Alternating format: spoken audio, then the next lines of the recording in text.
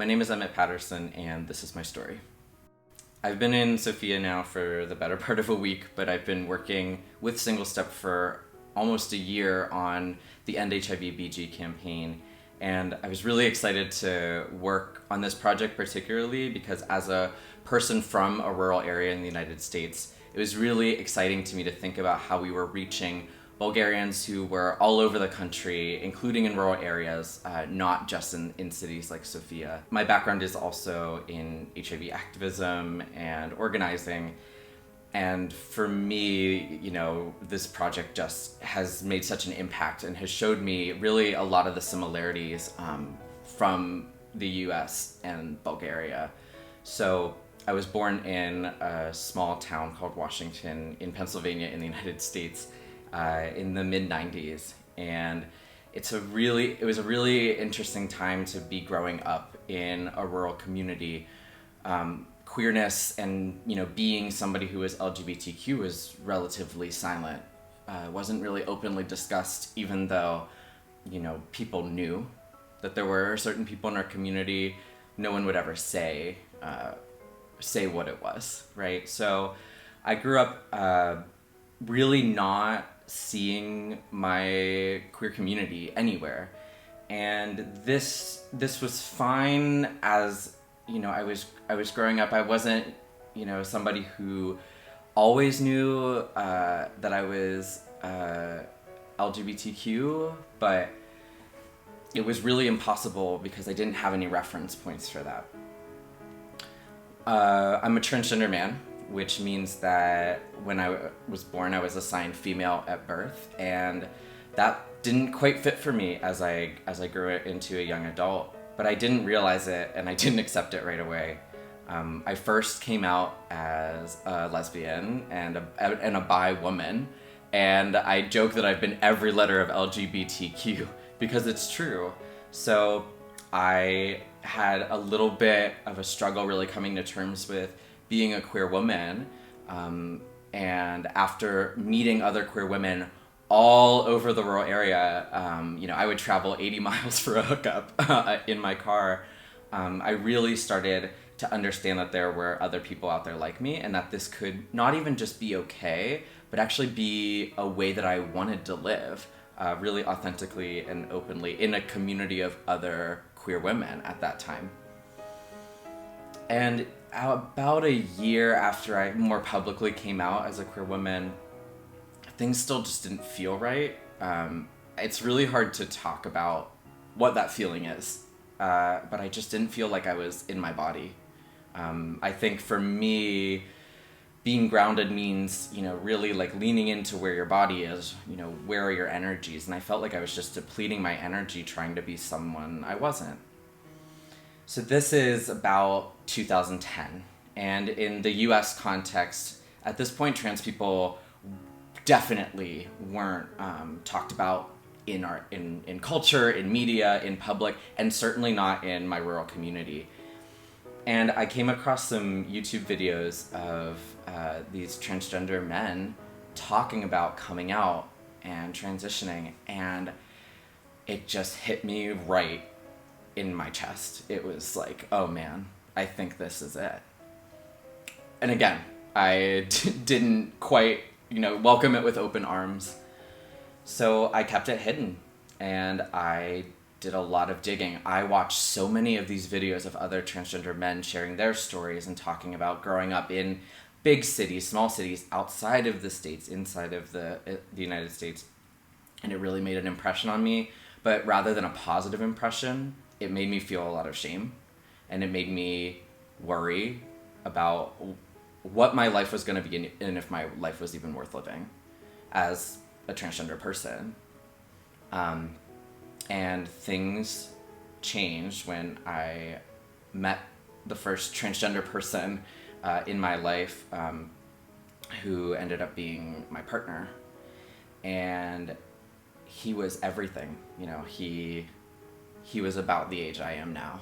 So looking back, I think about what would I have done with a 15, 16-year-old kid who is just coming into this part of their life that's so unexplored.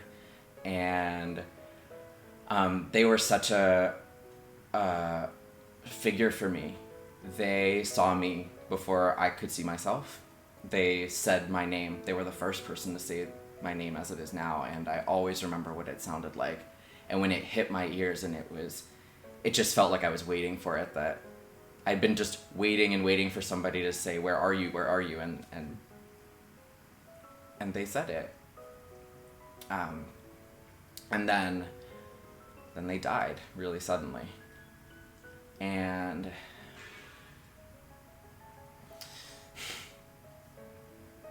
after they died, I don't know what happened, you know? They were really estranged from their family. I don't know where they're buried. It's one of the hardest things I've ever been through. And instead of talking about it, because talking about them would have been talking about myself, I just shut it away, and I put it way, way back in my head. I don't know where it went, but it sat there for a while. And, you know, right before they died, I was very poised. I had the support I needed to tell people, you know, this is who I am. Like, I'm a transgender man. And, you know, I saw what they went through, and I saw how they just disappeared, and I said, I don't want to disappear. Eventually, things started just getting out of control, and I couldn't keep it hidden. And the one night that really sticks out to me was the night leading up to the days before I told my parents. And my parents were both working. It was really, you know, it's one of the first times I had been alone in my house in a while. And I just had this overwhelming urge to, you know, dress at that point in male drag, right? And so I used like a bandage, and I wrapped my chest as flat as I could. I couldn't breathe. And I put on the biggest sweater that I had. I put all of my like long curly hair up in a big beanie. And then I just really leaned in to the campy side of this, and I got my eyeshadow, my gray eyeshadow, and I tried to create, you know, this level of 5 o'clock shadow on a really, really, you know, hairless face. And I even did my eyebrows. I looked like a Justin Bieber impersonator. And all I did, I just said, I just want to go out in the world. And I got in my car, and I was like, I'm just going to go to a gas station and get gas and just really see if this fits. And I passed the first gas station that's, you know, about 5 minutes from my house. And I said, okay, maybe not this one. Maybe the next one. Maybe someone will know me there. I keep driving. No, not this one either. It's still too close. And about, you know, two or three more gas stations later, I'm about 3 towns over. And it felt like, okay, I'm going to get out of the car. I get out of the car. I walk around my car to go inside to prepay. And I just freeze. And I don't even remember how I got back in my car, but the next thing I know, I'm booking it back home, and I'm sobbing. And I think for me, that was the moment that I said, this is inevitable. This is who you are. You just have to let people in. You're not going to disappear. And my mom confronted me after she started finding the ace bandages in my laundry. And, you know, we definitely had some struggles. They were scared. I was terrified, and I was angry at the world because I felt like this is unfair. There's no one like me. Why does this have to happen to me? And all of that shame that I had held inside so long that I did not feel as a queer woman. I felt so proud to be a queer woman, and I did not feel proud to be a transgender man because it was just so hidden. And there's no one way that transgender people come out or come to terms with who we are. But what I will say is that for me, time was the recipe, and honest conversation was part of that recipe. And it took me a long time to really come to terms with it. I finished my last year of high school fully, openly as a transgender man, and it was terrifying. I have faced some of the worst violence in my life during that year. And then it was time to go. And unlike so many of the other people I grew up with, I left like that.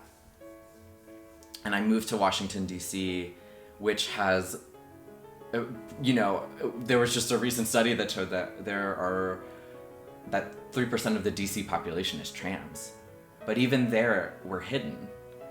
And I didn't disclose to people that I was trans. I started passing as a boy, right? And it was the thing I had wanted for so long, and the shame started coming back. So now people are, seeing me as a boy, they're calling me by my name, and they're doing all the things I wanted, but something feels off again. And it was only after I got outed on my university campus that I then finally had to have that moment of, do I come out all over again? Or do I say that was my past, this is my future, and that's that, and never tell anyone? And I don't know what sadistic part of me decided to lean into it, but I'm glad that I told people that I was trans, and I became really public about it. And what it has done for me is it has taken that shame that I had, and it has transformed it into anger at, the institutions and the people that hurt transgender people. I didn't need to do that to myself. The world is already trying to make me feel that way. I started meeting more transgender people, the first transgender people I had met since my partner. And that to me was just the most transformative, was seeing yourself in somebody else. And again, not feeling like this is okay, but feeling like this is an awesome life to have. I am choosing enthusiastically to be writing my own story and really being in my body and truly feeling that physically and mentally and spiritually, just being proud and transgender. It can take a lot of time, but when you know. And you have to look for the people. I come from, there's a really famous and such dear icon in the community I grew up in. Mr. Rogers' Neighborhood, which was this children's show, was filmed, in my backyard. And Mr. Rogers, who was this kind and sweet, gentle person and cared so much about children of so many backgrounds, he would always say, when things feel really tough, look for the helpers. So what I would say is, when things in your life feel really tough, find your helpers. I did not get here alone. We're not supposed to get here alone. We have to find the helpers.